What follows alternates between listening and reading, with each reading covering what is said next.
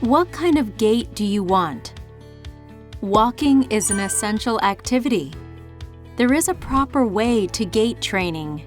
Professor Yang-Soo Lee of Gyeongbuk National University Hospital is here to tell a story about proper gait training. Nice to meet you. I am Professor Yang-Soo Lee of the Department of Rehabilitation Medicine at Gyeongbuk National University Hospital. I've been working on researches how to walk better for the past 20 years. I will show you how to lead a healthy life through proper gait training. Why is proper gait training required? Systematic gait training is required for those who have difficulty walking due to paralysis of body parts from diseases such as stroke or brain damage. Incorrect training methods lead to an abnormal gait, so it is essential that patients are trained in the right way.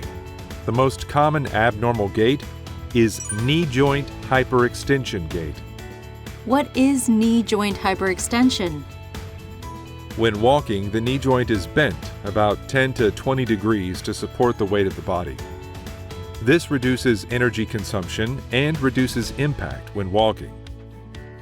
Knee joint hyperextension, which is walking with the knee pulled back, not only worsens the hyperextension of the knee joint, but can also cause paralyzed limbs to become stiffer. Unfortunately, many people are incorrectly doing gait training.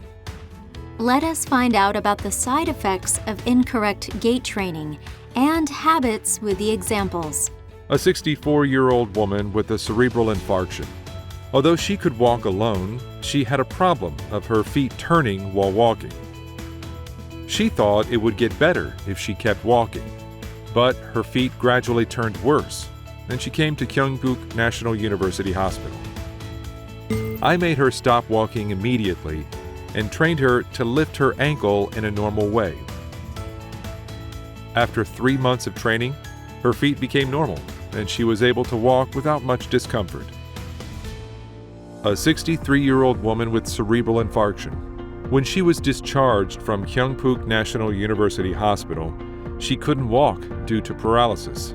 Since her ability to walk did not recover quickly, she started walking with a cane at another hospital after she was discharged. However, as she walks with the cane, her body gradually tilts to one side. As a result, she is currently redoing her gait training without a cane. Incorrect gait training not only leads to abnormal gait, but it also worsens gait abnormalities. Many people are incorrectly doing gait training. What is an example of wrong gait training? An example would be walking with a cane. Another example is walking on parallel bars or going up and down the stairs while depending on their hands. Unfortunately, this is not the correct gait training method. I will explain you why with gait training using stairs. Most people who do gait training using stairs step up and step down stairs while holding the railing. If a patient walks by holding the railing or parallel bars, or if the patient walks with a cane, the patient will develop a habit of relying on their hands, and gait training becomes difficult without using their hands. It is dangerous to walk with the support of our hands. I wonder why. This issue is especially problematic with strokes, brain injuries, and spinal cord injuries. When suffering from such diseases, paralysis occurs. And when paralysis occurs, not only is the muscle strength weakened, but the muscles do not move freely. So the patient relies on and uses the opposite limb that isn't paralyzed more than the paralyzed muscle. This is called learned non-use.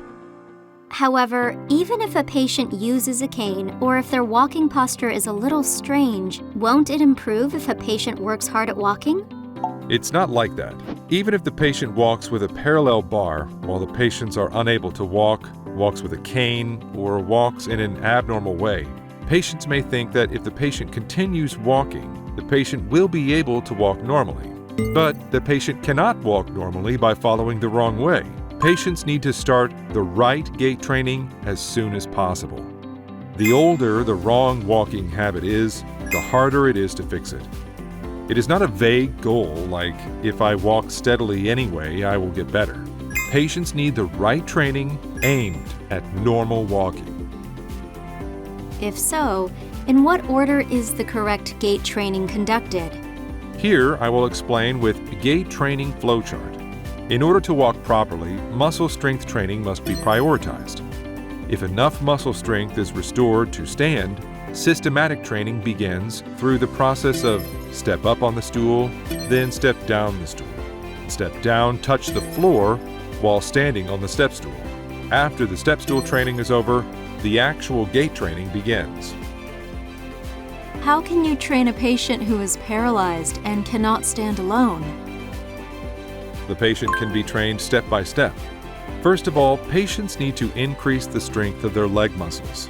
This is a training method used when one leg is paralyzed and cannot move at all. Lie on the sliding tilt table and repeat the bend stretch motion using the opposite leg. In this way, the patient can restore the strength of their paralyzed leg. When the power of the paralyzed leg returns, patient trains only with the paralyzed leg. As their leg strength gradually improves, slowly increase the angle of the sliding tilt table. If patients have recovered enough strength to support their weight with their paralyzed leg while standing, move on to step stool training.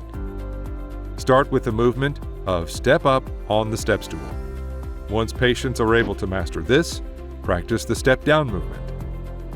When patients are able to perform the step down movement well, practice stepping down and touching the floor with the other foot while supporting their weight with their paralyzed leg on the step stool. During this time, the heel must be completely touching the step stool. Wouldn't it be too difficult for a patient with paralysis? Patients can also practice hand on the wall at the beginning of each movement. Move on to the next movement when patients can easily perform the movement without touching the wall with their hand. If patients have completed the step stool training, patients may proceed with the actual gait training. Through the help of systematic, step-by-step training, patients will be able to walk without relying on their hands. There are many people who want to walk, even with a cane. What do you think? People who think they are less likely to walk normally or want to walk quickly look for a cane. Because I'm old and my body doesn't move well. Because I was worried about falling while walking. Many people wish to walk with a cane for these reasons. But if patients rely on canes now, patients won't be able to walk without it.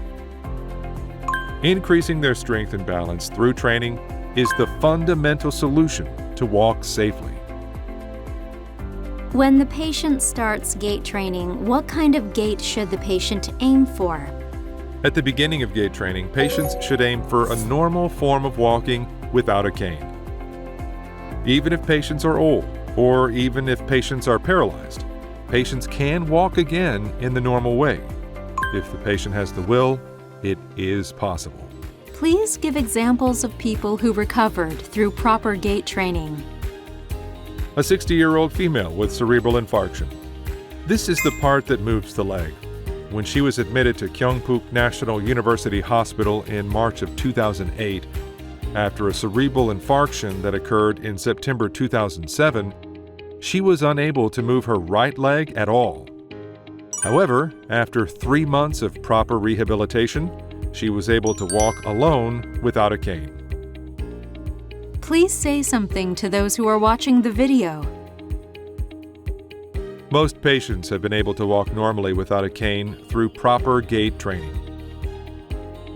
In the early stages of walking, patients should train with the aim of normal walking. Gait training without proper consideration of goals is a waste of time and can lead to side effects. I hope everyone who watches this video can walk normally without a cane even until the age of 100.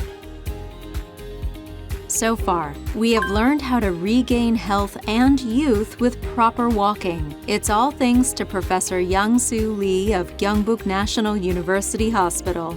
Thank you, Professor. Thank you.